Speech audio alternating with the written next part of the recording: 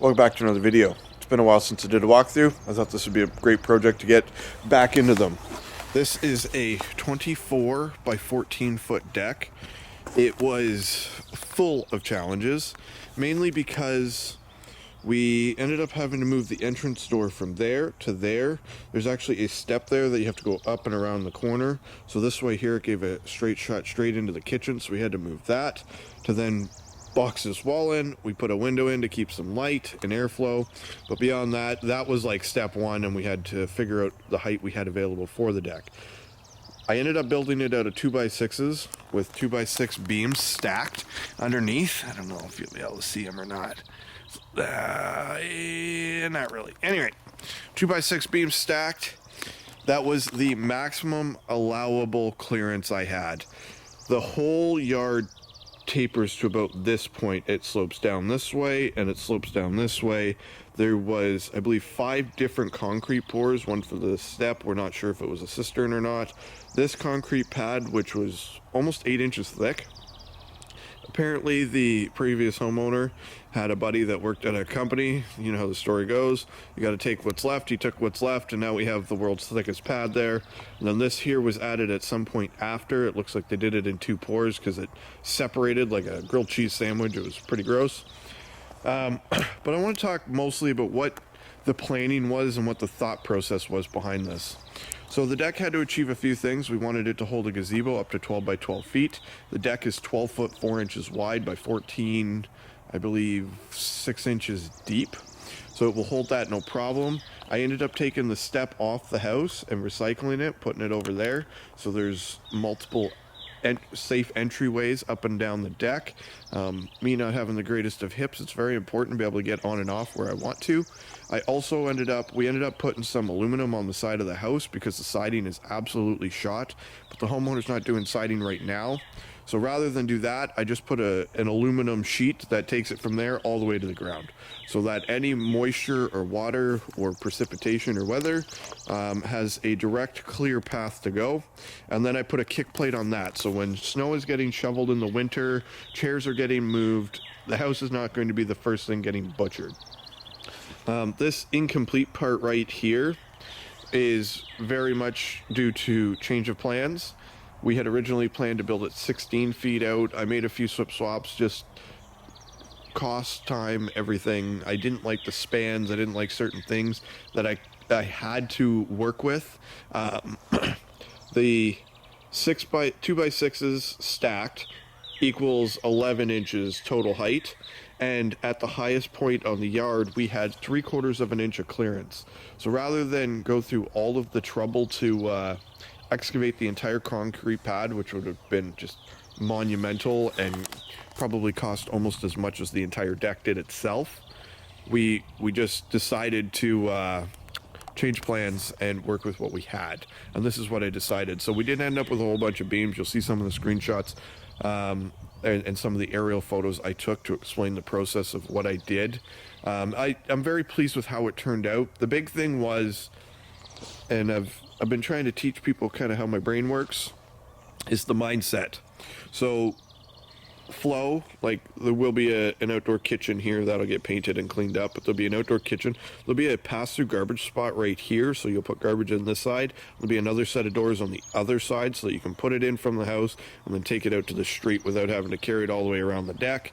We ended up doing the double gates here because the owner wants to get a motorcycle in and out, which is also very important. You got to kind of understand the lifestyle and achieve the goals. I'm trying to help solve problems, and the problems are how to get the motorcycle in and out. The gate used to actually be perpendicular to where it is now right here, and the owner had to bring his motorcycle up towards the door, get it rotated, dodge the barbecue, which he dropped it a few times into the barbecue, and then hook it out and then around the cars in the driveway.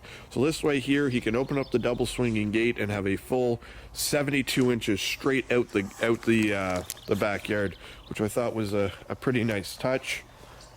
One thing I really focused on here was waste management and efficiency. This is our cutoff pile from this entire deck. Over $3,000 in material sitting here, and that is our cutoff pile. I bought 2x12s to go the width, so I did it in 2 sections. Those were just left whole. They're 12 foot, I believe 1.5 inches. I just left those as they were. I bought 10 foots for here. That gave us a 1 foot gap here. I built a joiner piece and made it nice and strong, but I really tried to work off the dimensional lumber rather than buy 12s here and cut a foot off and cut 2 feet off and have all this extra wood. I just said, it's fine, we'll figure this out. That's easy to make strong. The step's a separate piece. So I worked off dimensional lumber to save an absolute hoard of material. The only thing I couldn't get around was a little bit of waste on the deck boards, and that's because I picture framed it. And I picture framed it because I just think it looks nicer. And it kind of, rather than have the offset back and forth pieces for deck boards, it gives you a nice, simple, clean, consistent looking line, which again, symmetry matters. And then when we get into the gates, I built a really simple arbor. I did bolt it, obviously, did some 45s. It's very important when I'm building stuff that I try to match as much as possible the style of the house. It's an old house. Everything on it is square.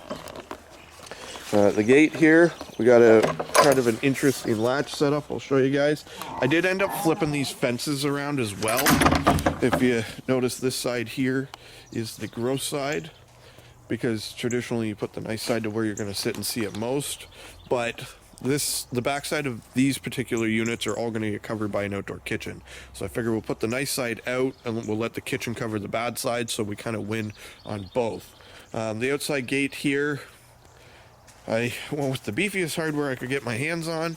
They are spring loaded, but this is my catch. I did try running it through here. I wasn't as much of a fan, especially with kids, because they will just pull it and run out the gate, which is not the goal. So what I did was I just put a clip underneath so that this cannot pull through.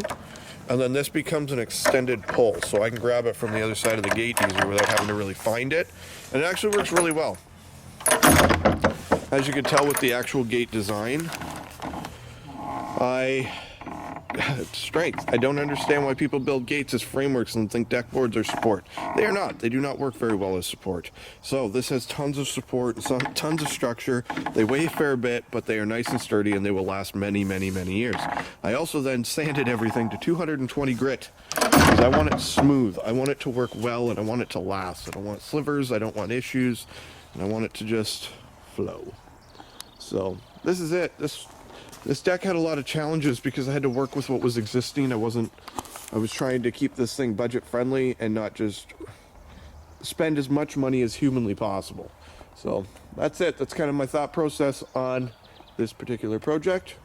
Feel free to leave your comments below. Ask any questions. This is all built with Milwaukee M12 tools and or DeWalt corded saws. Pretty basic, pretty simple tools to get your hands on. You just got to think outside the box. And for anybody designing any project, whether it's a deck, a mudroom, kitchen, doesn't matter, you got to understand the flow of the family. You got to understand what the goals and how the space is already used. I tell everybody, when you buy any place or you're working on any project, do not start projects the day you move in. Move in, see how the flow is, see how things work. If you want to move a door, add a window, change something substantial, you'll have a better idea of what that is and how to best maximize the money you're going to spend, the effort you're going to put into it, before you just make decisions, get it done and go, well, we probably could have done that better or different had we have known how we were going to use the space. So use the space, enjoy the space, get comfortable with the space, and once you kind of really distill down what your needs and wants are, tackle projects. That's it for now.